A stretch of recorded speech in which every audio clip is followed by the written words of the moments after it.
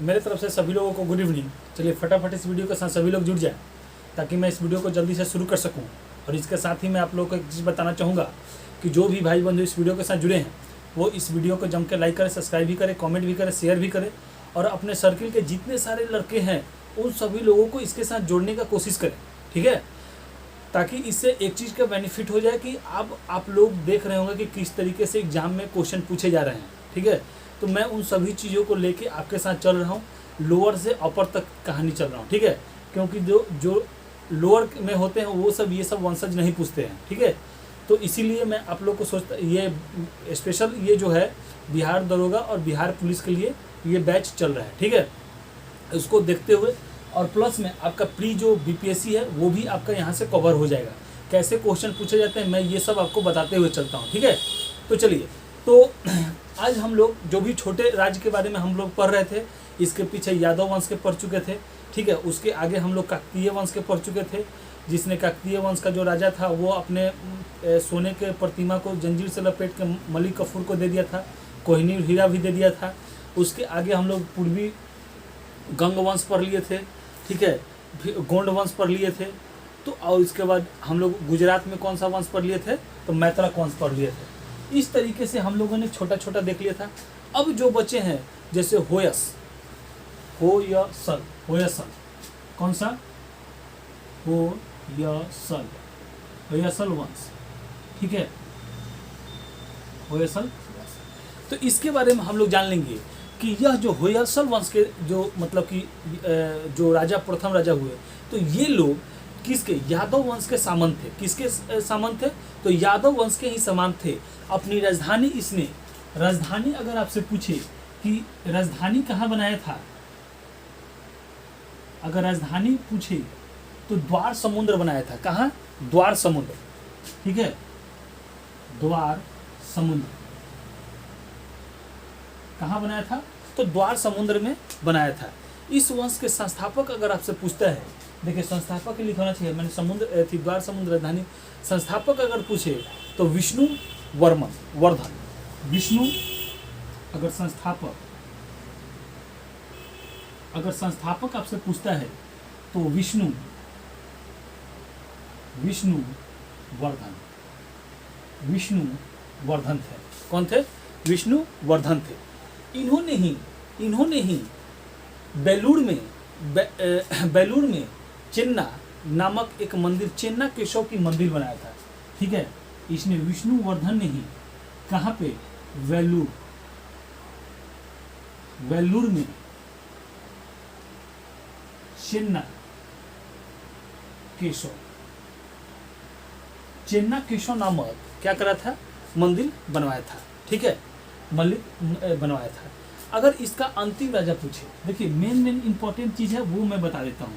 अगर अंतिम राजा पूछे, अंतिम राजा अगर आपसे पूछता है, क्योंकि देखिए मैं आपको एक चीज बताना चाहूंगा, वीरबल्ला,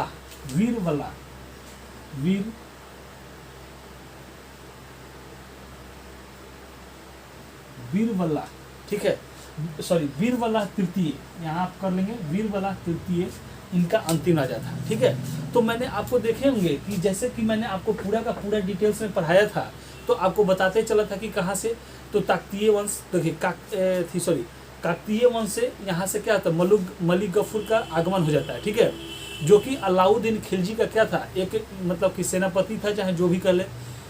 तो अलाउद्दीन खिलजी जो था वो खुद युद्ध लड़ने नहीं जाता था, बल्कि वो मलिक गफूर को भेजता था। और मलिक गफूर जो था वो क्या करता था कि पूरे दक्षिण भारत को जीत कर क्या अलाउद्दीन खिलजी के मतलब कि खिलजी के अंडर में कर दिया था, ठीक है। तो देखिए ये भी वंश क्या है, होयसल वंश भी आपको दक्षिणी क्षेत्र में है। तो ये दक्षिणी क्षेत्र में होने के चलते मलिक गफूर जो था इस पर क्या करता था, अपना अधिकार जमा लिया था, ठीक है। तो इस तरीके से ये वंशज खत्म हो गए। अब देखिए ये छोटे मोटे खत्म होने के बाद अब हम लोग दक्षिण के जितने भी वंशज थे हम लोग देख लिए। अब दक्षिण के वंशज देखने के बाद अगर हम लोग उत्तर की ओर चलते हैं, ठीक है, उत्तर की ओर, तो उत्तर की ओर चलने से पहले एक छोटा सा वंशज हम लोग देख लेते हैं असम के तरफ। किसका, असम के तरफ। तो कौन सा, वर्मन वंश, ठीक है, वर्मन वंश कहाँ पे, तो असम में, असम में, ठीक है, असम में, आराम से समझते चलिएगा। तो सबसे पहले वर्मन वंश के बारे में जानने से पहले हम लोग असम के बारे में जानेंगे कि असम का पुराना नाम क्या था। तो असम का पुराना नाम, इसका असम का पुराना नाम ये पूछता है, आप इसको इग्नोर नहीं कीजिएगा, ये सवाल आपसे पूछता है। तो क्या था? कामरूप, कामरूप इसका पुराना नाम था, ठीक है, कामरूप। अब चलिए वर्मन वंश के बारे में जानते हैं। असम के बारे में जान गए, ठीक है, वर्मन वंश के बारे में जानते हैं। संस्थापक, अगर इसका अगर यहाँ से पूछता है, ठीक है, तो संस्थापक, तो आपका संस्थापक पूछेगा, राजधानी पूछेगा, तो पुष्प वर्मन, पुष्प वर्मन इसके क्या थे? आपके संस्थापक थे, ठीक है, ठीक है। अगर आपसे पूछता है कि इस वंश का सबसे प्रतापी राजा कौन था, तो भूति वर्मन। अगर प्रतापी राजा अगर आपसे पूछे, प्रतापी राजा, ठीक है, तो भूति वर्मन, ठीक है, भूति वर्मन था, ठीक है।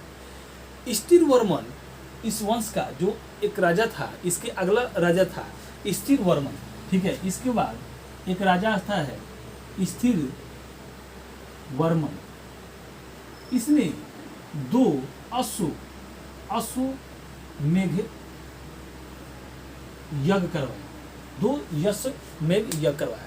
तो आपसे पूछता है सवाल, ऐसे सवाल कि असम में वर्मन वंश का वह राजा कौन था जिसने 2 अश्वमेध यज्ञ करवाया था, तो वह कौन था? स्थिर वर्मन था। कौन था? स्थिर वर्मन था। इसका अंतिम अगर राजा पूछे आपसे, अंतिम राजा अगर आपसे पूछता है, तो स्थिर वर्मन के बाद अंतिम राजा जो होता है भास्कर। कौन सा? भास्कर वर्मन। अंतिम राजा भास्कर वर्मन हो गया, ठीक है। अब एक सवाल आपसे पूछता है कि जो वर्मन वंश है किस वंशज के समकालीन थे, तो ये लोग गुप्त वंशज के समकालीन थे। तो यहाँ से नोट में लिख लेंगे कि वर्मन वंश गुप्त वंश के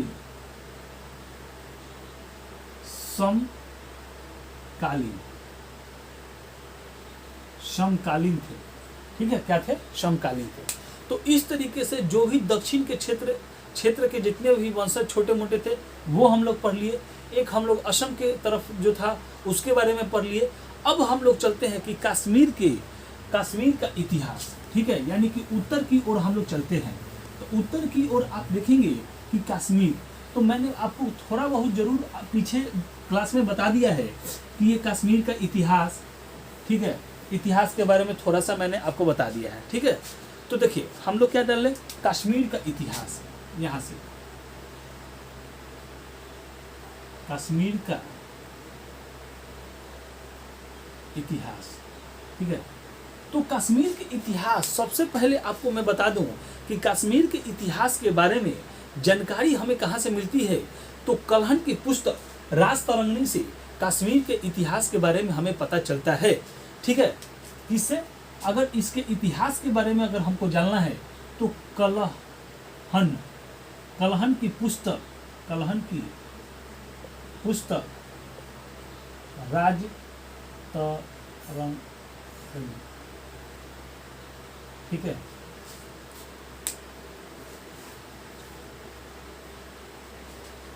राजतरंगिणी, ठीक है, राजतरंगिणी से आपको इसके इतिहास के बारे में पता चलता है।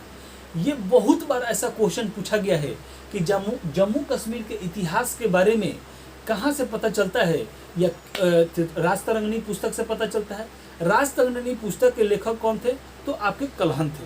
कौन थे? कलहन, ठीक है। अब आगे हम लोग बढ़ते हैं। यहाँ पे इनमें 3 वंशजों की जानकारी मिलती है। इससे हमें 3 वंशजों की जानकारी मिलती है, ठीक है। कितने वंशों की? तो 3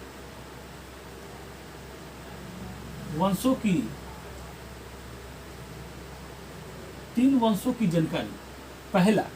पहला में लिखिएगा कारकेट वंश। कौन सा? कारकेट वंश, ठीक है। आराम से एक एक पॉइंट आपको समझते चलना है। कितने वंशजों का? तो 3। पहला कारकेट वंश, दूसरा उत्पल वंश और तीसरा लोहार वंश। उत्पल वंश और तीसरा लोहार वंश। कौन सा वंश? लोहार वंश के बारे में आपको पता यहां से चलता है। ठीक है, तो अब हम लोग एक एक करके इसके तीनों वंशजों को देख लेंगे और इसके आगे तब हम लोग चलेंगे। तो कारकेट वंश के बारे में हम लोग जानेंगे। ठीक है, तो कारकेट वंश के संस्थापक के बारे में अगर हम लोग जानेंगे तो दुर्लभ वर्धन। कौन था इसके? अगर संस्थापक आपसे पूछता है तो दुर्लभ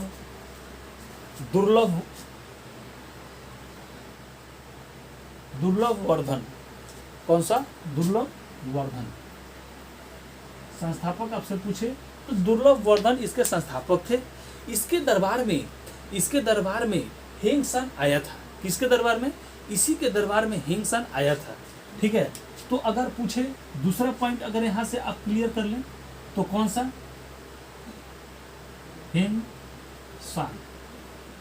हेंगसान इसी के इस मतलब कि अगर आपसे पूछे कि कश्मीर के इतिहास में हेंगसान किसके शासन काल में आया था, तो ये आपके कारकेट वंश के मतलब कि वंशज में आया था। उस समय दुर्लभ वर्धन क्या था? मतलब कि राजा था। ठीक है, आगे हम लोग बढ़ते हैं। इस वंश का शासक जो था, इस वंश का शासक तारापिंड सबसे क्रूर शासक था। अगर आपसे पूछे इसका अगला टॉपिक कि सबसे क्रूर शासक, ठीक है, कभी कदार ये सवाल आपसे पूछता है तभी मैं आपको इसको बताता हूं। ठीक है, कि तारापिंड। कौन? तारापिंड। ठीक है, आगे चलिए। अगर सबसे योग्य शासक पूछे, देखिए अब इसको हम ये मिटा देते हैं। ठीक है, अगला सबसे योग्य शासक आपसे अगर पूछता है यहां से योग्य शासक तो ललिता। ठीक है, कौन सा? ललिता द्वीप।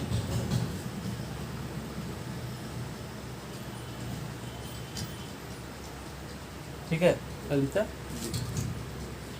ललिता द्वीप। मुक्ता पिंड। ठीक है, इसका पूरा नाम लिख ले, मुक्ता पिंड। जिसने, देखिए ये जो आपको सबसे योग्य था, इसने क्या किया था? तो आपको मालवा के ठीक है, मालवा के चंदेश शासक, मालवा के जो चंदेश शासक था, ठीक है, यशोवर्धन क्या कहता? यशोवर्मन को पराजित किया था। ठीक है, इसके लिए सबसे योग्य था। ठीक है, इस वंश का अंतिम अगर शासक आपसे पूछता है, अगर अंतिम शासक,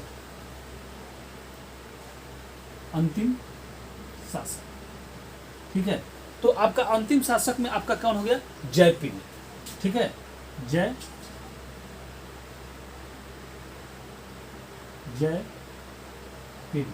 ठीक है, जयपिंड था। तो ललित जो मुक्ति पिंड जो था वह किसके? चंदेर शासक यशोवर्मन को हराया था। यहाँ आप ऐड कर लेंगे, यहाँ से लिख लेंगे। ठीक है, अब आगे बढ़िए। 810 ई में जयपिंड की मृत्यु हो गई और 9वीं सदी के प्रारंभ में काकतीय वंश का क्या हुआ? समाप्त हो गया। ठीक है, काकतीय वंश का क्या हुआ? समाप्त हो गया। इसके बाद दूसरा आपका आता है वंशज उत्पल वंश। कौन सा? उत्पल वंश। ठीक है,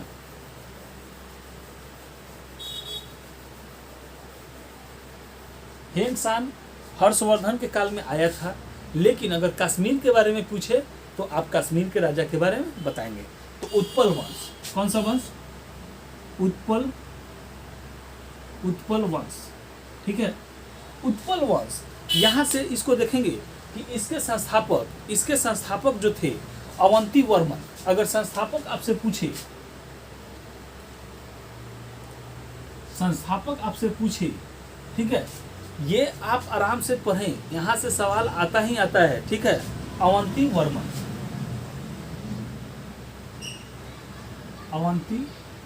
वर्मन। ठीक है, अवंती वर्मन। मैं जानबूझ के थोड़ा डीपली लेके चल रहा हूँ ताकि अगर क्वेश्चन अगर डीपली भी आता है तो आपसे क्वेश्चन छूट ना पाए और आप आंसर दे के आए। ठीक है, यही एक एक क्वेश्चन, दो दो क्वेश्चन ऐसे हैं जो कि आप लीव करके आएंगे तो आपको रिजल्ट से भी बाहर कर सकता है। ठीक है, तो क्या था, संस्थापक आपका अवंती वर्मन। इसने अपने मतलब कि राज्य में नहर खूब बनवाए। क्या बनाया?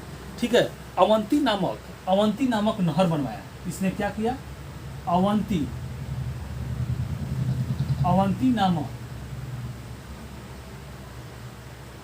नामक क्या किया? नहर बनवाया। ठीक है, इस साम्राज्य पर यहाँ की महारानी दिव्या यानी कि विद्या का प्रभाव, ठीक है, सर्वाधिक था। अगर इस वंश में अगर आपसे पूछता है तो यानी कि यहाँ की महारानी विद्या यानी दिव्या, इसकी प्रभाव सबसे ज्यादा था। तो अगर आपसे पूछे प्रभाव किसका ज्यादा था तो रानी किसका? विद्या यानी कि दिव्या। ठीक है, ये भी हो सकता है। इनका सर्वाधिक क्या था? प्रभाव था। ठीक है, इनकी मृत्यु के बाद इस वंश का बागडोर संग्रह राज के हाथ में क्या गया? आ गया। इनकी मृत्यु के बाद क्या हुआ? संग्रह राज जो था, संग्रह राज के हाथ में भागडोर आ गया। ठीक है, आगे बढ़ेंगे। किंतु संग्रह राज इस वंश का क्या था? अंत करके अपना जो अगला वंशज था लोहार वंश का स्थापना कर दिया। ठीक है, देखिए अब इनकी मृत्यु के बाद रानी विद्या यानी कि दिव्या की मृत्यु के बाद सांग्रह राज जो था इसके मतलब कि शासनकाल इसके हाथ में आ गया। लेकिन इसने अपने मतलब कि सांग्रह राज ने अपना वंशज लोहार वंशज का स्थापना किया। कौन सा? लोहार वंश। ठीक है, तो यहां से समझ में आ गया लोहार वंश। तो इसके संस्थापक आपसे कौन सा हो गया? सांग्रह राज। अगर इस वंश का संस्थापक आपसे पूछता है, संस्थापक आपसे पूछेगा तो कौन सा हो गया? सांग्रह राज इसका क्या हो गया? संस्थापक हो गया। इस वंश का शासक हर्ष। कौन सा? हर्ष एक योग शासक था। अगर योग शासक आपसे पूछे योग शासक तो कौन था? हर्ष। कौन था? हर्ष था। ठीक है, इसके समय कश्मीर में भीषण अकाल पड़ा था। किसके समय? इसी हर्ष के समय कश्मीर में हर्ष के समय कश्मीर में भीषण अकाल पड़ा था। किसके समय में? हर्ष के समय में भीषण अकाल पड़ा। इसने नीरो की उपाधि धारण की। हर्ष ने किसकी उपाधि धारण की थी? नीरो। ठीक है, नीरो की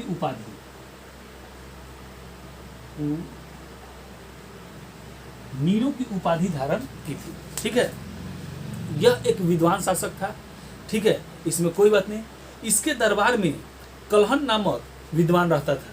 किसके दरबार में? इसी के दरबार में कलहन नामक विद्वान, कलहन नामक कौन रहता था?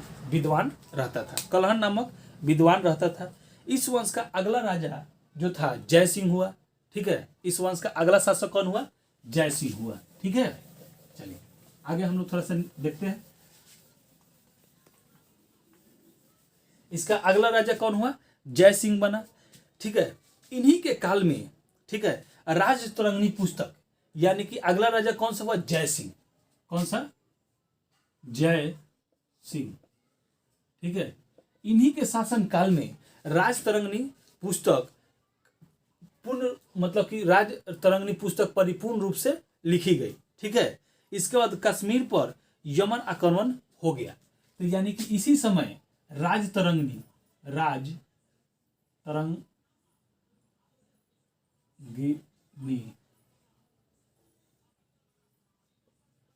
पुस्तक पूर्ण हो गया, ठीक है, पूर्ण हो गया। इसके बाद कश्मीर पर यमन आक्रमण हुए, ठीक है। इसके बाद क्या हुआ, एक सेकंड, यमन आक्रमण हुए,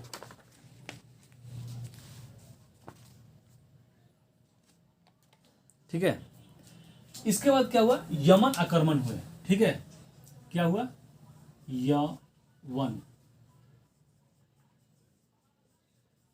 यमन आक्रमण हुए। और यमन आक्रमण के बाद कश्मीर पर तुर्क शासक, इसके बाद यमन आक्रमण के बाद तुर्क शासक, कश्मीर पर तुर्क शासक का क्या हुआ, अधिकार हो गया, ठीक है। तुर्क शासक का अधिकार हो गया।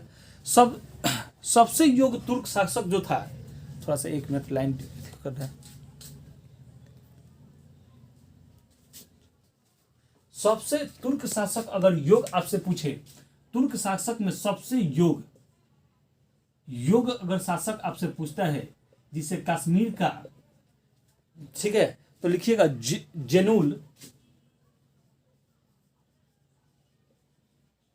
जेनुल आबेदीन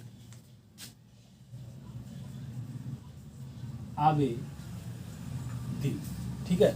और इसी को कश्मीर का अकबर भी कहा गया है, ठीक है। इसी को जेनुल आबेदीन को ही, ठीक है, कश्मीर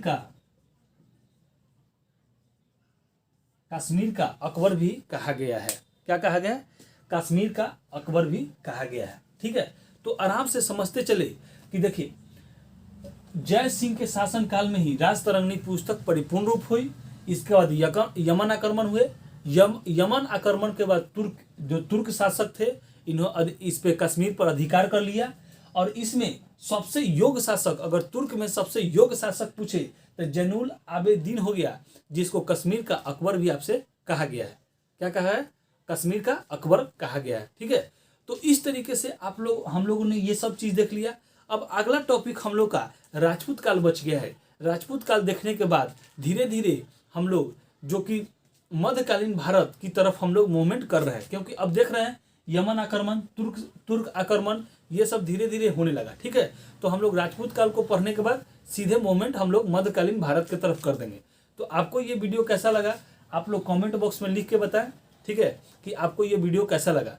इसके साथ ही आप लोग से एक चीज़ है कि इस वीडियो को जम के लाइक करें, सब्सक्राइब भी करें, कमेंट भी करें, शेयर भी करें। अपने सर्किल के जितने भी भाई बंधु हैं सभी लोगों को इस वीडियो के साथ जुड़ने की कोशिश भी करें, ठीक है। चलिए, हमारे वीडियो के साथ और हमारे साथ जुड़ने के लिए आपको बहुत बहुत धन्यवाद।